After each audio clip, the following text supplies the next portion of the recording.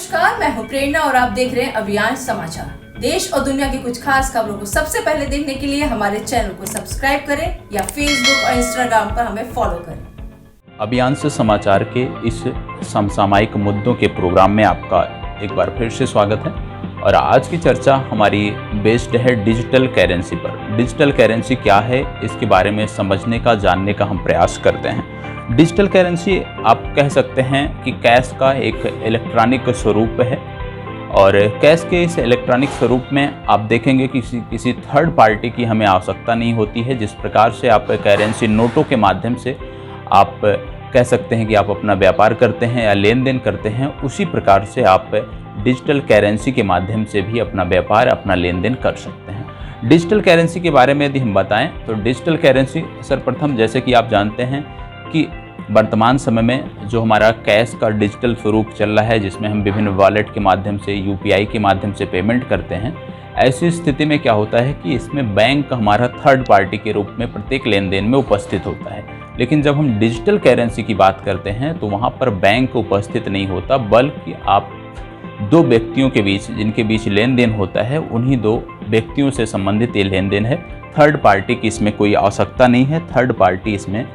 जुड़ी नहीं होती है। इसका उपयोग कैसे आप कर सकते हैं तो आपको बता दें, जिस प्रकार से वर्तमान समय में डिजिटलाइजेशन को लेकर सरकार द्वारा कदम उठाए जा रहे हैं, विभिन्न वॉलेट या यूपीआई के माध्यम से आप पेमेंट करते हैं, चाहे आप अपने मोबाइल फ़ोन के माध्यम से पेमेंट कर रहे हों या लैपटॉप के माध्यम से पेमेंट कर रहे हों, तो कैश के इस डिजिटल स्वरूप में, जिसको डिजिटल करेंसी का नाम दिया जा रहा है, जो कि एक संस्थागत करेंसी है, केंद्रीय बैंकों द्वारा इसको लॉन्च किया जाता है। केंद्रीय बैंक इसके नियामक होते हैं और वर्तमान समय में यदि हम देखें तो चीन हो गया, यूनाइटेड किंगडम हो गया और यूरोप के कई देशों में इसका प्रचलन है, जहां के केंद्रीय बैंकों द्वारा इसको चलाया जा रहा है, केंद्रीय बैंकों द्वारा इसको नियमित किया जा रहा है। तो इसका उपयोग आप कैसे करेंगे? तो सबसे पहले जिस तरह से आप मोबाइल फ़ोन के माध्यम से आज आधुनिकता के इस दौर में डिजिटल रूप में अपना लेन देन करते हैं, उसी प्रकार से आप लेन देन कर सकेंगे एक वॉलेट के माध्यम से। और आपको बता दें कि लैपटॉप हो या मोबाइल,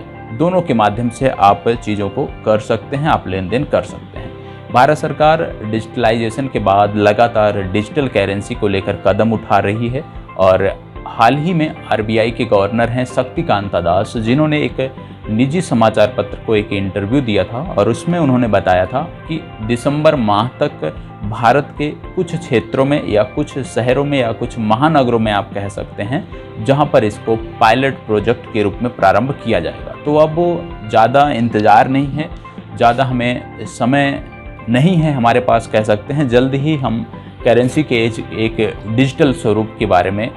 जागरूक होंगे, एक डिजिटल स्वरूप के बारे में हमें जानकारी मिलेगी। इसके साथ साथ आपको बता दें कि डिजिटल पेमेंट से क्या है कि जिस प्रकार से हार्ड कैश का जो चलन है, और कह लीजिए विशेषकर कि कोविड के काल के बाद से हार्ड कैश का जो चलन है वो धीरे धीरे कम होता गया और आज यूपीआई पेमेंट की यदि हम बात करें तो इसकी जो सीमा है, अरबों रुपये का प्रति माह पेमेंट यूपीआई के माध्यम से हो रहा है। तो हार्ड कैश का जो प्रचलन था डिजिटलाइजेशन के बाद से वो कम हुआ है। इसके साथ साथ जब डिजिटल करेंसी हमारे आ जाएगी तो हार्ड कैश का जो चलन है, प्रचलन है, ये आप कह सकते हैं कि आधा रह जाएगा। इसके साथ आपको बता दें कि डिजिटल करेंसी के आने से आप कह सकते हैं कि जो हमारे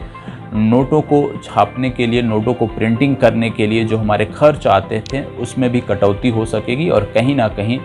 एक प्रकार से आप कह सकते हैं कि इससे जो हमारी राजस्व है उसको बढ़त मिलेगी, राजस्व हमारा बढ़ेगा, क्योंकि हमारा जो व्यय होता था करेंसी नोटों को प्रकाशन को लेकर, उनको सुरक्षित रखने को लेकर, वो सारी चीज़ें कहीं ना कहीं कम होंगी। इसके साथ यदि हम बात करें तो आम आदमी के लिए किस प्रकार से इससे चुनौतियाँ हैं, किस प्रकार से इससे लाभ है आम आदमी को, तो चुनौतियाँ भी हैं और लाभ भी हैं। सबसे पहले हम लाभ की बात कर लेते हैं। जैसे आप जानते हैं कि कैश की तरह से, क्योंकि आम आदमी जो है ज़्यादातर कैश प्रेफर करता है, कैश के रूप में अपने लेन देन करता है, तो जिस प्रकार से कैश लेन देन में हमारे पास कोई मध्यस्थ नहीं होता है, सेम उसी प्रकार से उसी स्वरूप में आपको डिजिटल करेंसी का प्रयोग करना है। एक वॉलेट के रूप में आप रखे रहेंगे और अपने वॉलेट से ही पेमेंट कर सकेंगे, कोई थर्ड पार्टी यहाँ पर सम्मिलित नहीं है। दूसरा, आप जानते हैं कि मोबाइल से सीधे इसमें पेमेंट करेंगे, सुविधा रहेगी, सुविधाजनक है, सीधे दुकानदार के खाते में जाएगी, तो निश्चित रूप से लोग इससे जुड़ेंगे और इससे आम आदमी का फायदा है। तीसरा जो सबसे बड़ा आप कह सकते हैं कि लॉस होता था डिजिटल करेंसी के आने के बाद, वो कम होगा। क्या चीज़ें हम देखते थे, अक्सर देखते थे कि पैसे खो जाते थे, वॉलेट खो जाते थे, तो जो पैसों के, रुपयों के जो खोने का, करेंसी नोट के जो खोने का डर होता था, उनके चोरी होने का जो डर होता था, लूटे जाने का, आप जानते हैं बैंकों में लूट संबंधित घटनाएं आप अक्सर सुनते होंगे, तो ये सारी चीज़ें कहीं ना कहीं समाप्त होंगी और ये आम आदमी के हित में है, क्योंकि डिजिटल करेंसी में ना ही आप लूट हो सकती है, ना ही चोरी हो सकती है और ना ही वो खो सकती है। सिर्फ एक ही उसमें समस्या है। समस्या क्या है कि यदि मान लीजिए किसी हैकर द्वारा इस सिस्टम को हैक किया जाता है, तो वहाँ पे समस्याएं हमारे लिए होंगी, वहाँ पे चुनौतियाँ हमारे लिए होंगी, तो उसको सरकार का काम है, आरबीआई का काम है, उसको नियंत्रित करेगा। तो हैकरों से यदि हम सुरक्षित रख पाते हैं अपनी करेंसी को, तो निश्चित रूप से इसके बहुत सारे लाभ आप देख सकते हैं। इसके साथ साथ आप जानते थे कि यदि हमें कहीं बहुत ज़्यादा करेंसी लेकर जाना होता था, लाखों रुपए लेके जाने होते थे, तो थोड़ा सा ग्रामीण क्षेत्रों की यदि हम बात करें तो लोग असमंजस में होते थे, क्योंकि जिस तरह का माहौल है, तो इस माहौल में बहुत सारी चुनौतियां होती थी, लोग डरे होते थे, सहमे होते थे। तो डिजिटल करेंसी आने के बाद जो ये लोगों के मन का जो डर है वो समाप्त होगा, क्योंकि कहीं ना कहीं डिजिटल करेंसी को यदि हम देखें तो बहुत ही सेफ़ है। आज की जो करेंसी हम यूज करते हैं, ठीक है, इसमें बहुत ही सेफ है और इसके लूटे जाने, खोए जाने का डर नहीं है और इसको कहीं भी एक स्थान से दूसरे स्थान तक ले जाने में भी हमें किसी प्रकार की असुविधा भी नहीं होती है। इसके अतिरिक्त यदि हम बात करें तो जो डिजिटल करेंसी का स्वरूप है, ये पीयर टू पीयर लैंडिंग के माध्यम से इसको संचालित किया जाएगा, पीयर टू पीयर लैंडिंग के माध्यम से इसको आगे बढ़ाया जाएगा। अब इसकी चुनौतियों के बारे में यदि हम बात करें तो डिजिटल करेंसी से संबंधित जो सबसे बड़ी चुनौती है वो आप देखने को पाएंगे कि हैकरों से संबंधित, क्योंकि देख रहे हैं वर्तमान समय में लगातार विभिन्न देशों पर आप कह सकते हैं कि हैकरों का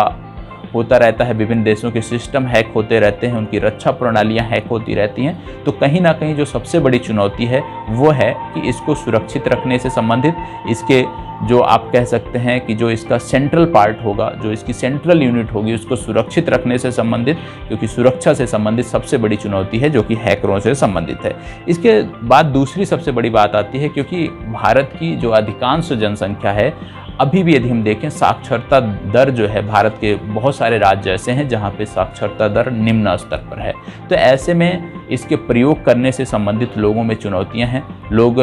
डिजिटल रूप में आने से डरते हैं क्योंकि साक्षरता का अभाव होता है। तो कहीं ना कहीं सरकार को विभिन्न क्षेत्रों में, जो भी हमारे ऐसे राज्य हैं जहाँ पे साक्षरता दर कम है, उनको डिजिटल रूप से साक्षर करने का प्रयास किया जाए। हालांकि फेसबुक हो गया, गूगल हो गया, इनके द्वारा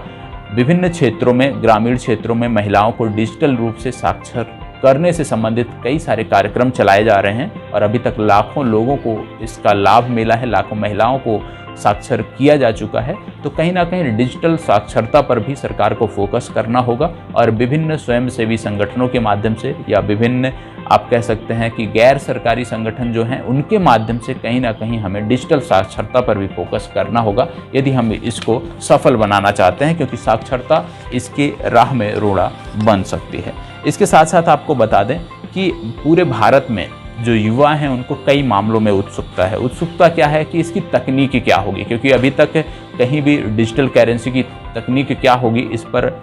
आरबीआई के गवर्नर ने या तो भारत सरकार की तरफ से किसी प्रतिनिधि ने कोई बात नहीं की है। तो निश्चित रूप से तकनीक क्या होगी, सप्लाई कितनी होगी, किस आधार पर सप्लाई की जाएगी, पैसा कितना होगा,